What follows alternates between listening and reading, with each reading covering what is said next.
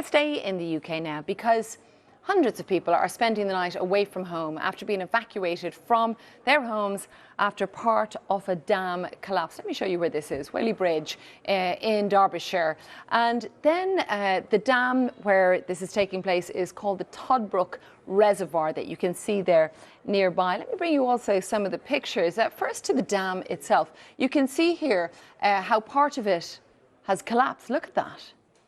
And the damage, they say, has actually been growing all throughout the day. Teams, they have been working hard, laying sandbags, as you can see here, across the edge of the dam. Also, what they're doing here is they're trying to assess the dam's strength, which, of course, is incredibly important. I want to bring you the scene from a nearby school.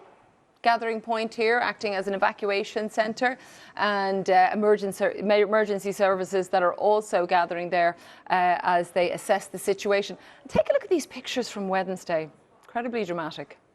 This is the water already flowing fast down that dam wall. Now, let me turn to what some of the Derbyshire police are saying in the area. They say warnings to stay away from Whaley Bridge area are continuing. Residents who've been at work or away from the area strongly advised to stay away, following advice from the Environmental Agency, who've indicated that the incident currently poses a significant threat to life. Judith Moritz is in Chapel on La Frith, where those evacuated have been taken for safety.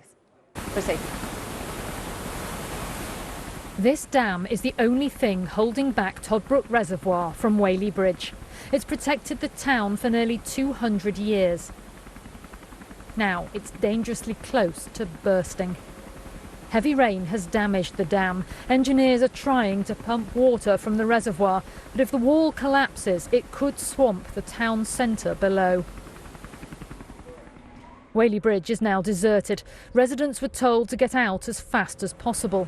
Some say they didn't even have time to pack a bag. Many have been sent to a high school in neighbouring Chapel on La Frith. They've been told to prepare to be away from their houses for several days. I finished my shift at 2 o'clock, drove back down to Whaley Bridge to go home, and the police stopped me and said, "You cannot go into the village." I said, "But I'm a resident, I need to get home." And he said, "No." I said, "Well, my partner's at home with the dog," and he said, "Ring him and just tell him to get out." The school is also being used as a muster point for the emergency services and the local council. Well, the police have taken over evacuating Whaley Bridge and done an absolutely superb job. Got about 85% of the people out already. There's obviously one or two people that don't want to leave and refusing to leave. So, but we know where they are if there's a problem. Engineers are assessing the damage, but it's a race against time and the elements. They need to draw down water to reduce the risk. The ground in the area is saturated. The rain continues to fall and the reservoir was already full.